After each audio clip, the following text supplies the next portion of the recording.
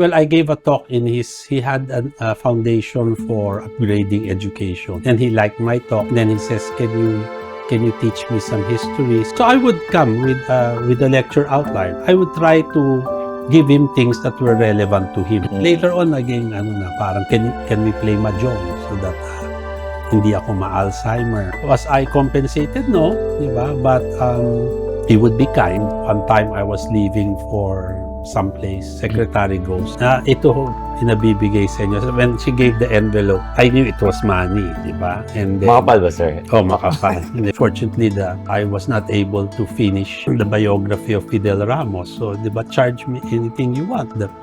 They gave me a contract with the amount na blank. It shows me that as a historian, ganun din, you can do. I first asked him, I know the people who wrote speeches for you. Why don't you ask them? Ramos said, I chose you because you are old enough to understand my context and you are young enough to talk to a younger generation. Wow. So sabi niya, you can see me anytime. Mag-schedule tayo. Yun ang pinagsisiyan ko. Because this was the time I was teaching in Japan. So, hindi ko siya talaga inupuan.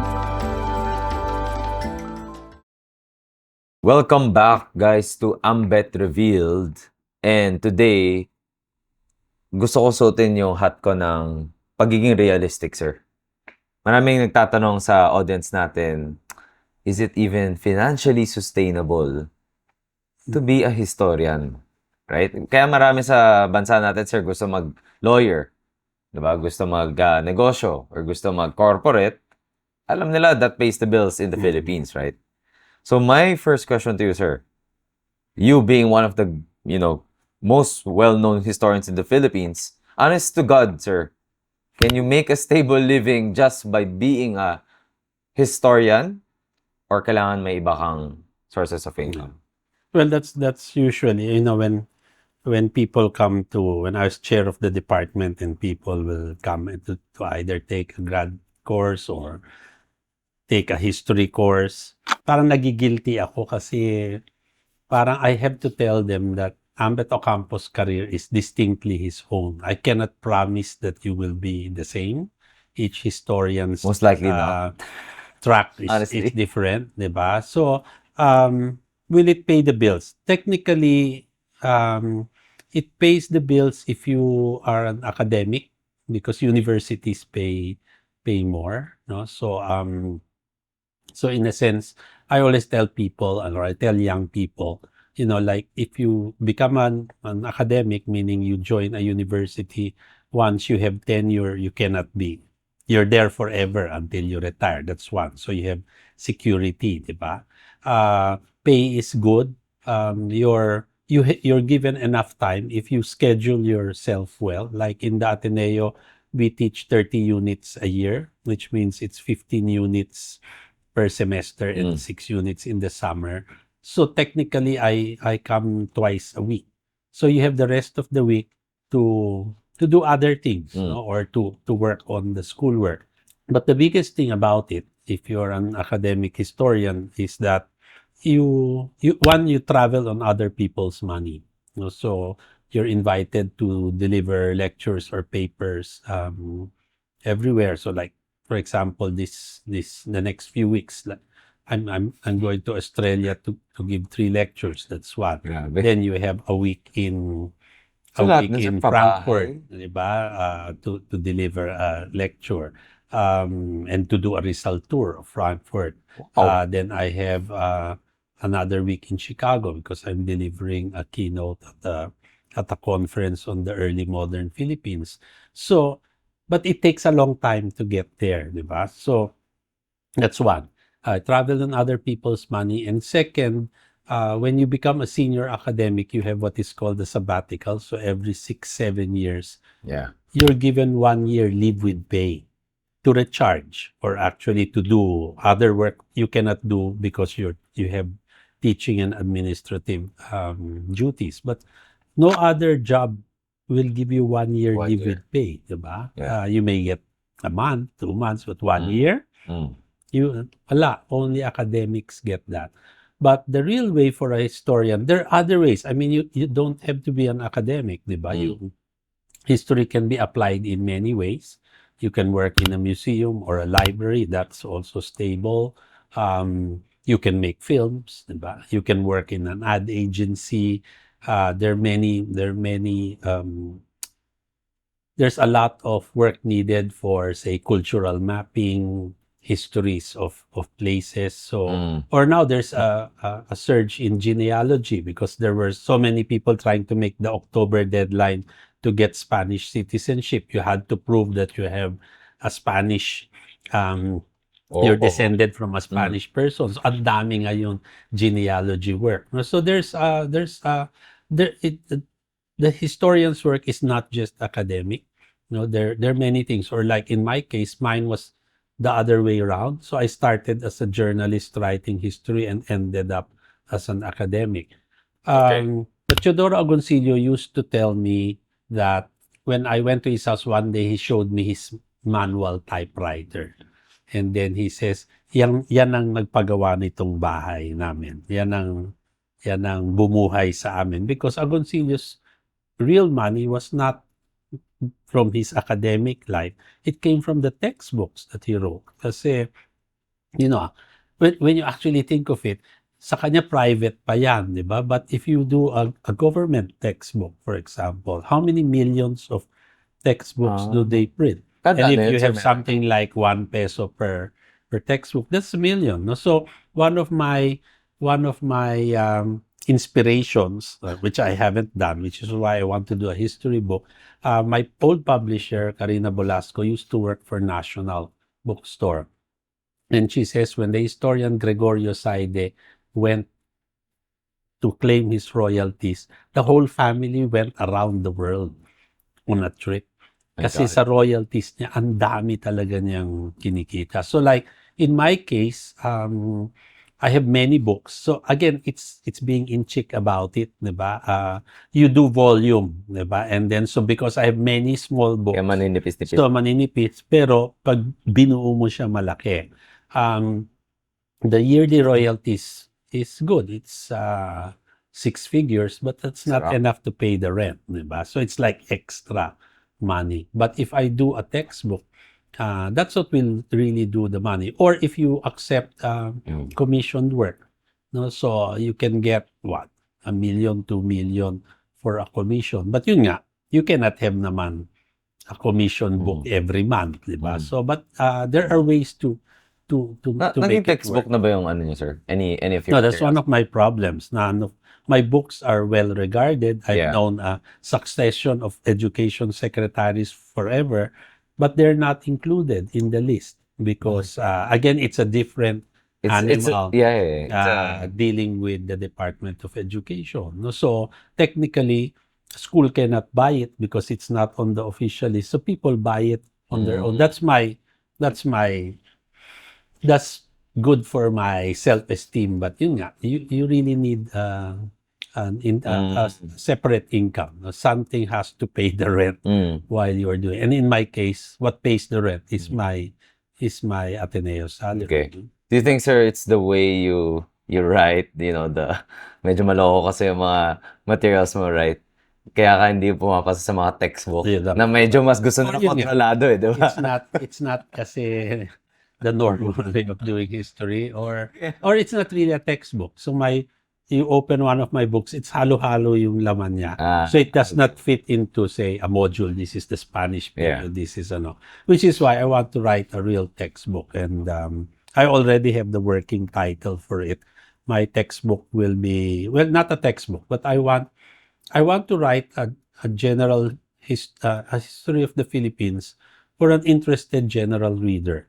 And it can be a textbook, but I'm writing it for a general reader. And the title will be Quezon's Curse. And the reason why I titled it that is because if you remember, one of Quezon's famous quotes is, I would rather have a government run like hell by Filipinos rather than a government run like heaven by Americans, right?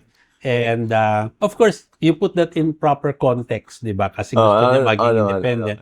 But if you look at it literally naman, Quezon got his wish, di ba? And that's why we are run like Right. hell today. So, in a sense, parang dapat be careful what you wish for, di ba? So, in a sense, that's it. No? So, when I think about Quezon, parang what will he say if Kung I mean, nakita I niya think to, of no? all these people. No, I think of one of my final exam questions used to be if we could put Rizal in a time machine and bring him to 2025. Manood siya niyang Yung Senate hearing na yan. investigation. He just sees get stuck in traffic on EDSA. And then my exam question is, do you think Rizal would change his mind? Would he have allowed himself to be shot knowing what we would become 100 years later? Diba? And that's a question we should ask ourselves, diba? Or talagang baka magsisi siya, diba? Parang ganyan lang pala nangyari sa inyo, sayang ang ano. But I guess, that's what history is for, no? To remind people what we were and hopefully where you are going. So the economics of it is really ako maraming racket. No? So I do many things. So I lecture, that's another racket, di ba? And in the beginning, that's the problem. In the Philippines kasi, and I'm glad that it has changed. In the beginning kasi, when they invite people to speak, lagi yan, ako, I've never given it free. You should always Oo pay. naman. Kasi we should be professional about it, di ba? And sabi ko nga, like, there's a school, you cannot afford it. I tell you how much I usually For a school. For a school talk. no, how much I usually charge. But you pay me what you can afford. If you can only afford 1 peso, you pay, but you will give me that 1 peso, di ba? If I accept the gig. So, there was a time once when there are these civic clubs, di ba? Parang utang ng loob mo na magsalita ka doon. So, there was one civic club na makulit. So, I charged them, di ba? A fee na para umatras na sila, di ba? Pumayag, di ba? So they paid, pero masama loob nila. So I was told by one of the editors that one of those two people went to Leti Jimenez Magsanok, the editor of the Inquirer, and said, yan, yung columnist ninyo na naningil ng ganito, ganyan, di ba? And I was told Leti's reply to them was, you are paying for his time. And so when you think about it, it looks easy, di ba? And the years. But you're paying for my time. I have to go there. Exactly. I have to prep. And what irritates me is these groups, they will pay for their lunch. They'll pay for the band that plays, but they won't pay for your speaker. Paano namang hindi ano yun? So for me, it is, and I tell young people, the younger public historians like Xiao, huwag ka magbibigay ng libre. Because they will also not value you if you give it for free. So normally, this is how much I charge, but because I want to do this, I will take what you can give me. If you can pay what it is, then fine. No? So the range is big, di ba? So kung masipag lang ako dyan, that can also pay the rent. No, but again, it's a very difficult thing. No? So this is the funny part. I was retired at 60 by the Ateneo because our retirement is 60, but they allow you to teach full-time until you're 65. So I'm still teaching on an annual renewal. And yun na nga, because when I retired, nawala yung, your main focus is really your teaching. Everything, all the racket is outside. But when that disappeared, parang lahat ng racket. So I realized I'm working more now than when I was really full-time teaching.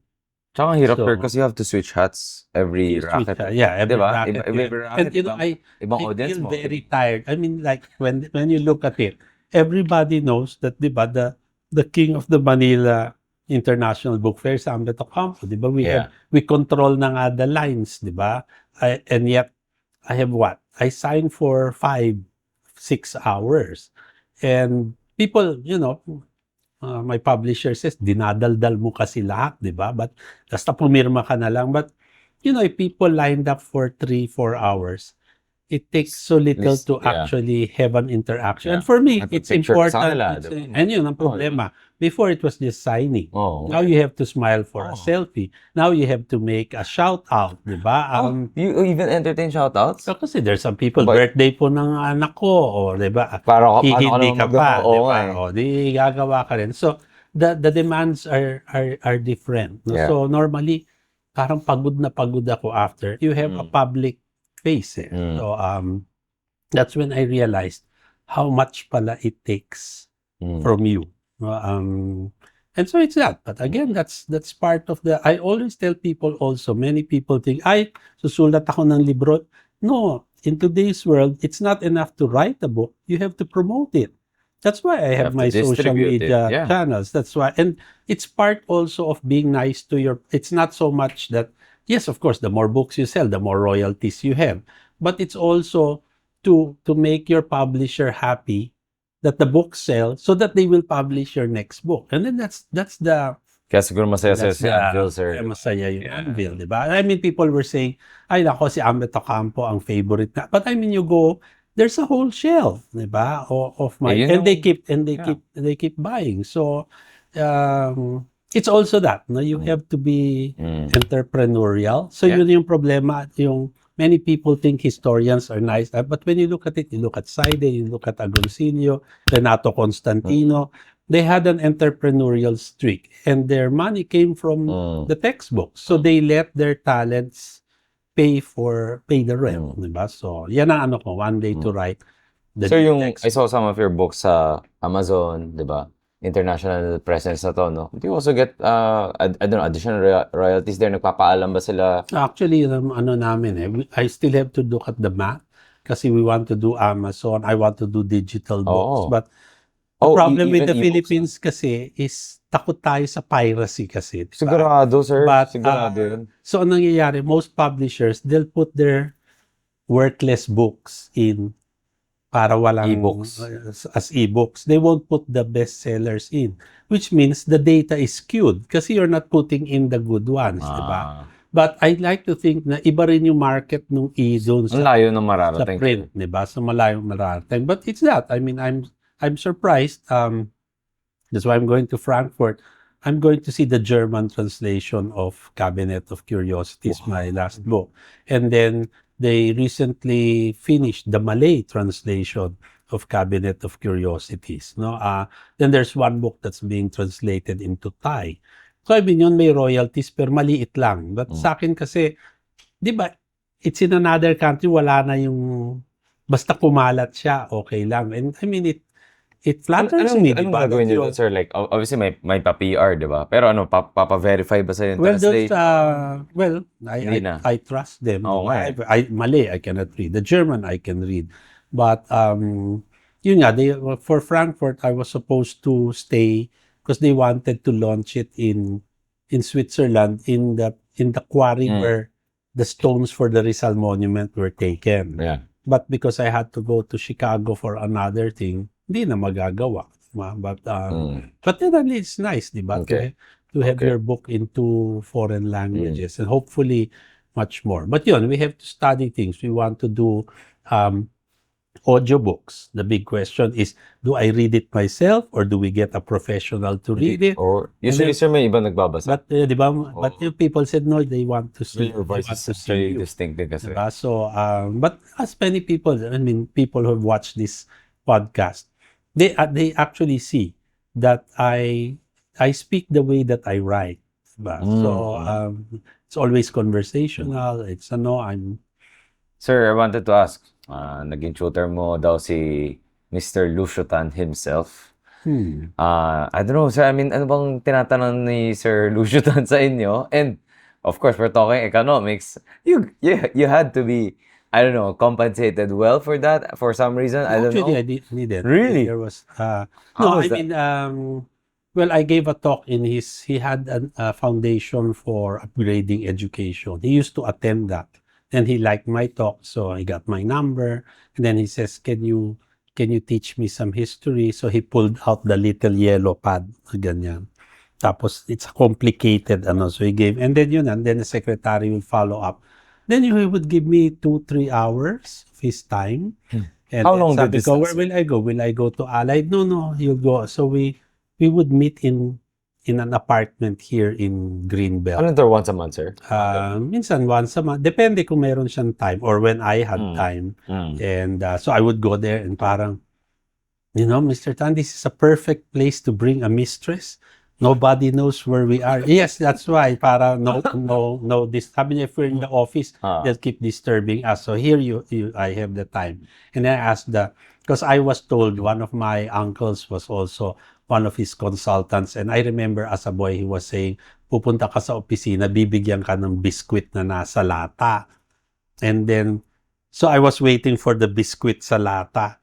And then, sabi ko, ba tayo may pagkain natin? Wow. And the secretary said, nahiya sa'yo si boss. So that comes from, he owns Charter House, di ba, the hotel. So they would bring the food.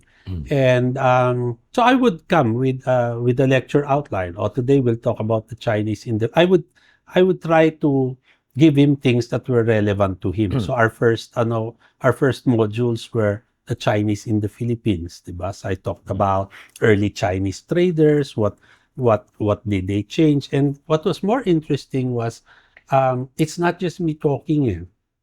He will talk also. So parang he's interested in China. So he would tell me these Chinese history stories of battles and emperors. And so I'd like to think I learned more from him than he learned from me.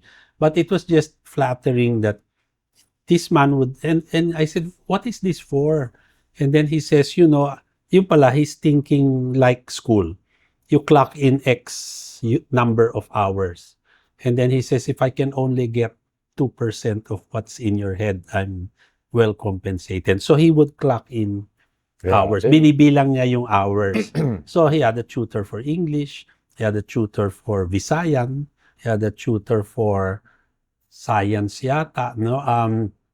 So eventually naging, hindi lang sa later on naging parang can we play mahjong so that hindi ako ma-Alzheimer. Or one day he says, I bought a new airplane. You want to go with me? Let's go to Ilocos. Why? And then I found out that he was a tobacco grader in his early life. Diba? So I want to see how do you choose the tobacco. So yung mga ganyan, very nice. So was I compensated? No. Diba? But he would be kind. So one time I was leaving for someplace, secretary goes and then ito pinabibigay sa inyo. So when she gave the envelope, I knew it was money, di ba? And then, Makapal ba, sir? Oh, makapal, di ba? And then she turned around, please count it and send him a text with the amount.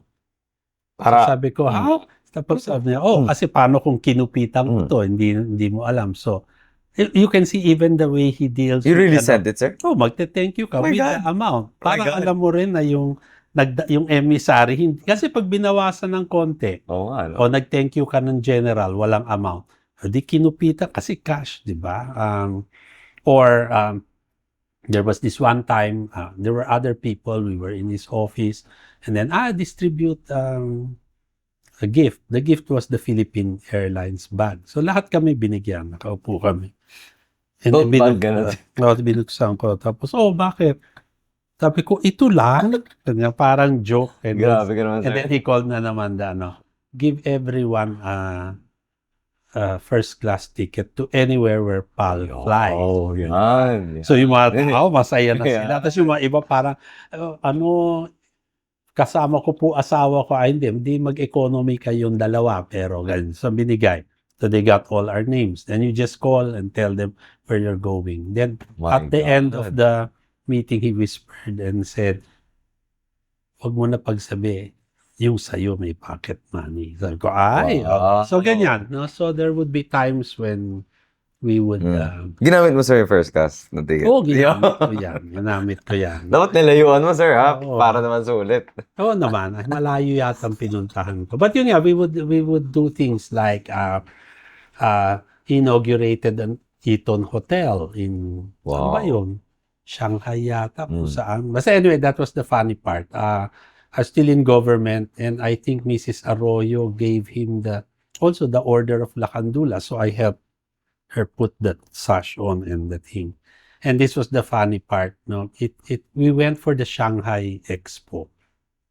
overnight lang kami kasi busy ang presidente. So, we didn't even have time to go around. So, only one pavilion. So, binulungan ko, ma'am, maganda daw yung Saudi pavilion. O, siyempre, pagkasama mo siya, hindi na kayo pipila, di ba?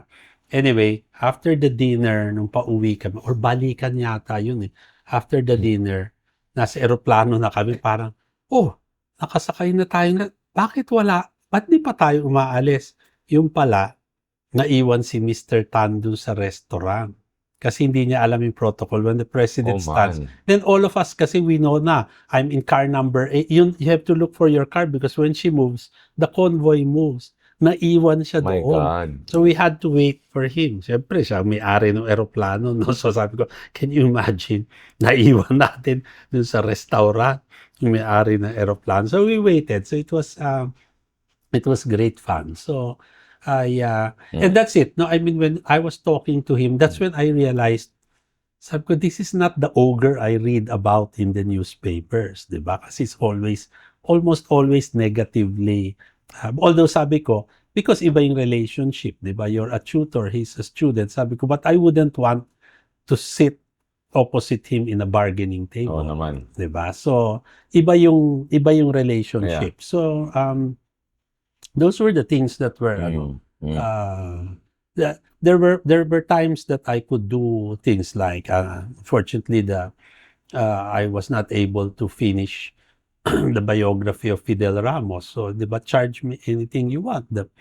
They gave me a contract with the amount na blank, di ba? But and it shows me that as a historian, ganun din, you can do. I mean, Ramos I wanted to do, although I first asked him, I know the people who wrote speeches for you, no? Jose Butch Dalisay, Crip Yuso, why don't you ask them?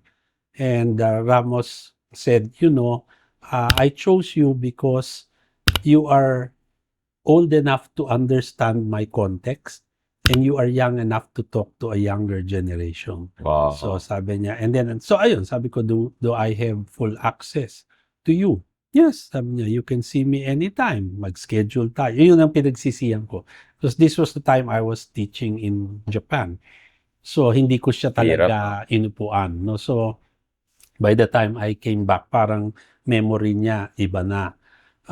But it was also, when you see what his office was like here in Makati, punong-puno yan ng papel. Punong-puno ng papel.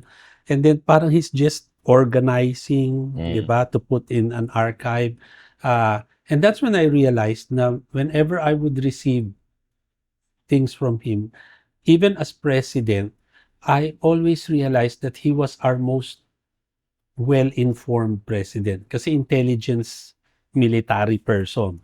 So, by 5 o'clock in the morning, alam na niya lahat ng chismis sa Maynila. So, and I was always surprised because I would meet him socially, di ba? And he would shake my hand. Yung column na sinulat mo kahapon, yung tungkol sa ganito, alam mo, I think it, and you would think, what, he prepared to say particular things to, no, he was really Sobrang dami very talaga. very well read, di ba? And so, my problem there was, I said, can I see your archive? In the beginning, kasi I didn't want to do it, but I had lunch with Marites Vitug and General Almonte, who had written a short memoir. And then he says, I hear you're writing the Ramos biography. I think I will. He says, will he give you full access? Yes. Will he give you access to the archive in his house in Alabang? Yes, I have full access. And he was the one who says, you have to do this because I know him very well. I needed documents for my book. He did not give me a single document. So if he allows you inside the archive in Alabang, tingnan mo kasi ikaw lang ang pinayagan niya pumasok dyan. So anyway, I arranged, can I see the archive? So pumunta, wala siya eh. So Mrs. Ramos was there. O sige, baba kayo. Di pagbaba, yung buong basement, puno ng mga filing cabinet. So sabi ko, saan ako mag-uumpisa dito? And then, sabi nung chief of staff, ay, alam ni boss yan kung saan ano alam ni boss? Alam naman kausapin ko siya for every document I need. And then sabi niya, oh, yan lang ho yung nandito. And then there was another big bodega. All the stuff that came since Malacanang, they were still in boxes, hindi pa na sort out. So sabi ko, shit, how can I write the book? And Yeah. I was amused because historians always complain when they have no material.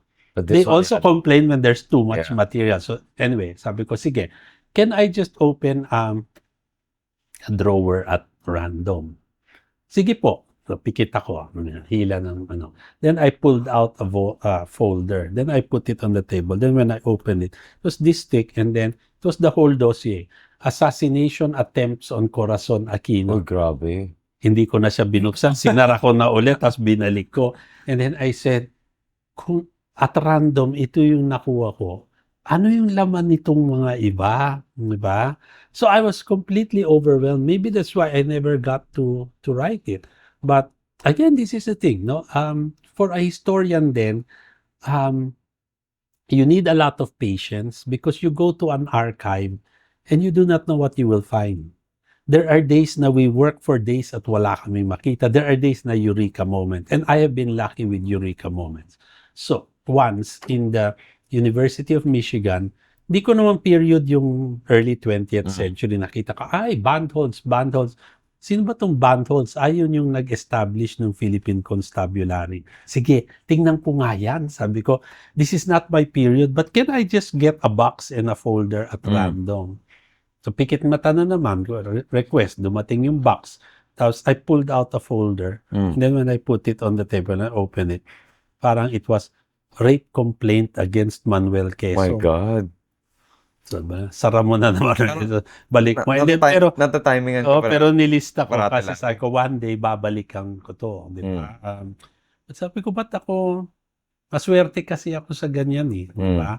Hindi mo naman hinahanap. Di ba? But that's what was interesting. And then also, with Ramos, whenever he would send me things, like, parang he read something that I wrote. So, you will receive a letter, nakaserox yan doon, tapos with the red pen, nandoon niya, may mga comment, may doodle pa, di ba? And then you will receive that.